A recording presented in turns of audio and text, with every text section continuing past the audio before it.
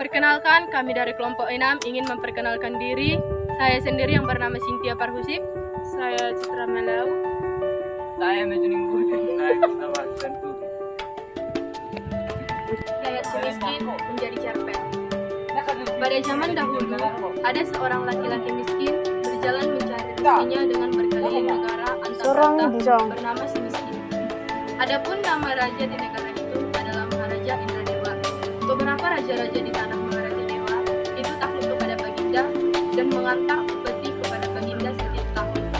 Pada suatu hari, Baginda sedang dikunjungi. Pada suatu hari, Baginda sedang dikunjungi oleh raja, menteri, dan rakyatnya di hadapannya. Maka si miskin itu pun sampailah kunjungan tersebut. Lalu dilihatlah oleh orang banyak. Si miskin laki-laki dengan baju sobek dan kusut.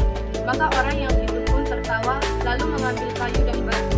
Dilemparilah si miskin itu sehingga tubuhnya bengkak dan berdarah. Sehingga orang pun menjadi heboh. Baginda raja berkata, "Apakah yang heboh di luar itu?"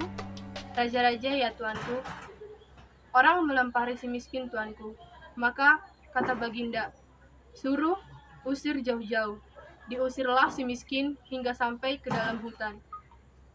Si miskin pun tidur di dalam hutan pada malam harinya. Setelah siang hari, ia pergi berjalan masuk ke dalam negeri mencari rezekinya. Si miskin pun dekat dengan orang-orang kampung. Diusirnyalah ia dengan kayu.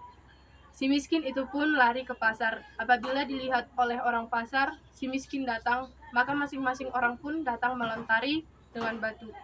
Maka si miskin pun lari terbirit-birit, tubuhnya habis berlumur dengan darah. Pada petang hari, si miskin pun berjalan ke dalam hutan tempatnya beristirahat itu. Di sanalah ia tidur. Lalu dibersihkannya darah-darah yang ada di tubuhnya hingga kering. Dan ia pun tidur di dalam hutan itu. Pagi harinya, berkatalah si miskin kepada istrinya, "Istriku, sangatlah sakit rasanya tubuhku ini." Maka istrinya pun menangis terseduh-seduh. Lalu, dengan rasa cinta istrinya pun mengambil daun, kayu dan mengobati tubuh suaminya yang luka. Sambil ia berkata, "Diamlah istriku, jangan menangis." Si miskin pun terlihat sedikit sehat. Namun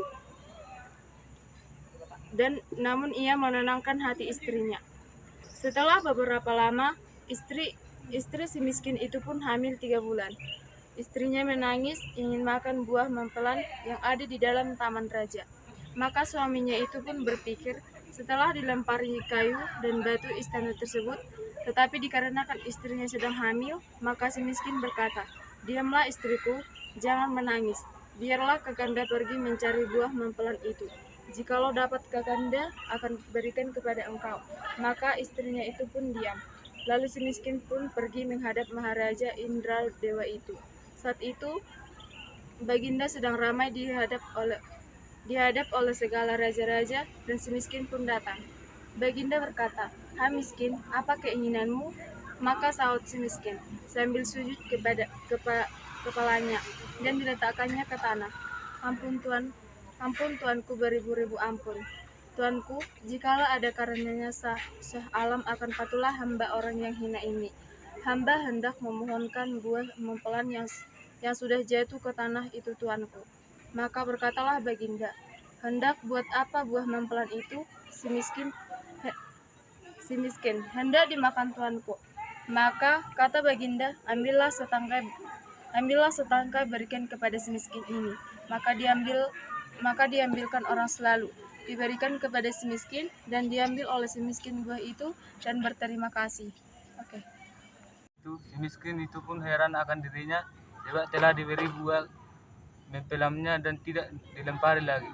Si miskin pun sampai ke tempatnya. Setelah dilihat oleh istrinya, suaminya datang membawa buah mempelam setangkai. Ia pun tertawa bahagia, lalu memakannya. Adapun setelah kejadian itu, si miskin justru mendapat banyak makanan, kain, baju, dan beras padi yang diberi orang kepadanya.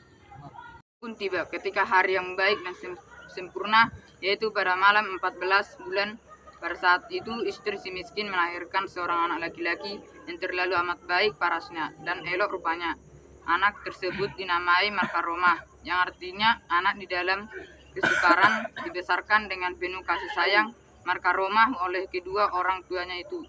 Dan dengan takdir Allah menganugerahi kepada hambanya, si miskin menggali tanah ingin membuat tempat tinggal untuk keluarganya. Maka digalinya tanah itu untuk mendirikan rumah. Pada saat menggali, si miskin menemukan sebuah telaju yang besar berisi emas yang banyak. Maka istrinya pun datang melihat emas itu. Ia pun berkata kepada suaminya, "Adapun emas ini tidak akan habis sampai kepada anak cucu kita. Walaupun habis dibuat untuk belanja, maka hidup dengan bahagialah kedua suami istri beserta anaknya itu."